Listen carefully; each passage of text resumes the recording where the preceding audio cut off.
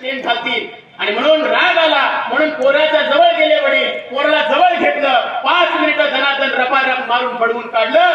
पोरगा हमसून धमसून रडलं. 6व्या मिनिटाला एका कोपऱ्यात गेलं, डोळे पुसले, पुन्हा गाडी जवळ आलं, पुन्हा गाडी घेतली आणि पुन्हा म्हणालं ट्रिंग ट्रिंग, आताच गाडी 6 मिनिटं एका हरामखोरामुळे लेट झाली, झाला कुणाला गाडीत बसायचं.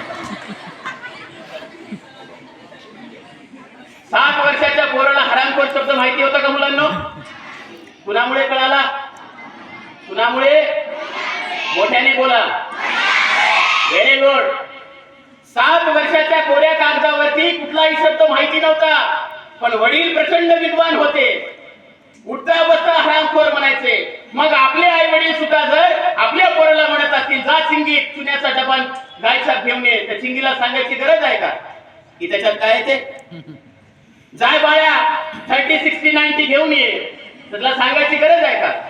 अरे बाळांनो, मी काटकोण सांगतोय, विशाल कोण सांगतोय, 30, 60, 90 डिग्रीचे कोण असतात ना त्याच्याबद्दल बोलतोय. एवढं हसण्यासारखं नाही त्याच्यात काय, पण तुम्हाला लक्षात आलंय ते मला काय म्हणायचं.